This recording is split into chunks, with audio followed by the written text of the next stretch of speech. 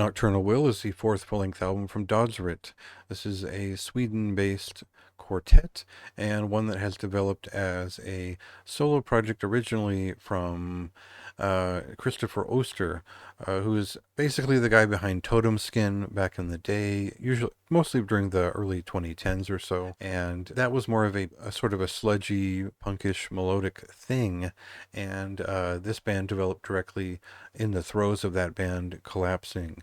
So their first record was a new direction that was meant for that band, but became its own project. And over the course of two albums, the second one, which was picked up by Prosthetic, they showed where post-metal and crust could mix, a little bit like what Agramonia was doing, but in a much more of an atmospheric black metal influenced way. That's kind of the early sound of the band, and what caught on was this sort of crust and atmospheric black metal sound.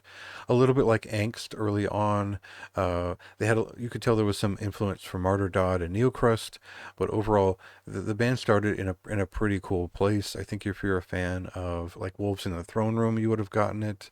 Again, if you're a fan of like Martyrdod, you would have gotten it too.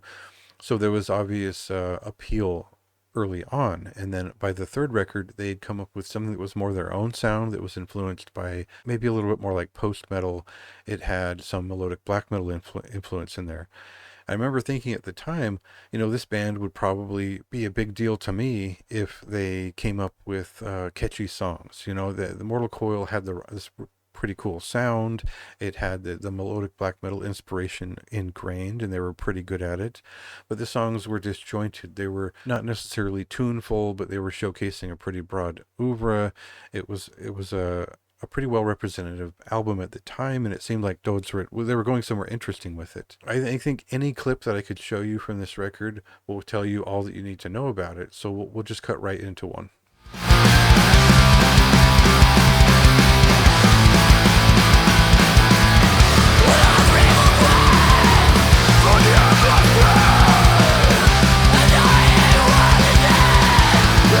So instead of leaning into post-black metal sounds or anything like that, it would seem that this band have gone kind of a little bit more heavy metal, a little bit more melodic black metal, and the way they get that across is by carrying most of these songs through, most of them quite long, lead guitar melodies, and something that I would compare outright to something like Venom's Legend, but this is less of an atmospheric black metal feeling and more just a loud and always on tuneful effect that is driven by lead guitars. And these develop with some complexity throughout the album, and the hooks kind of just keep coming in a very loud and aggressive way. So while there is tact to what they're doing on this record, it is very much driven by the guitars and very little else, and that leaves the rhythm section to do. They're doing a fine job, and they sound pretty good in the mix.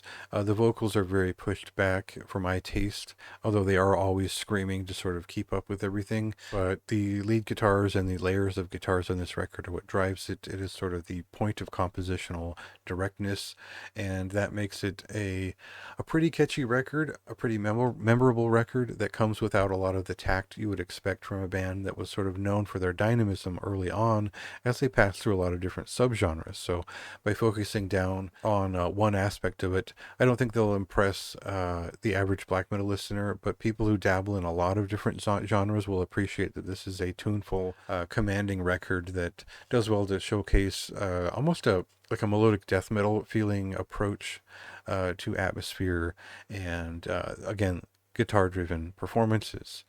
For me, this was a pretty successful album. I don't think that it's just mind-blowing in general. It is, of course, very immersive to have these 10-minute songs that are tuneful throughout. I think it makes for an easy connection with the record. I don't know if it really emphasized the themes of the record. I couldn't really get a grasp on the lyrics and the vocals. And the audiovisual style of the band is pretty strong overall. They've considered most everything, and they've really done a fine job of introducing the full evolution of this band beyond the difference between their first two records, the third, and then the complete thought here on Nocturnal Will. So I appreciate how it all came together.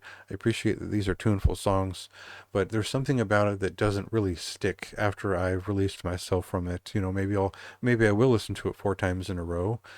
But then once I put it down, there's maybe one or two lines that might stick with me, and that's about it for all the work they put in with repetition. Your results should vary based on how you put up with repetition, and this sort of all-in approach that the band kind of they dial it up to 10 and they keep it there for a lot of these songs. If you'd like more of my thoughts, go ahead and check out the review on the website.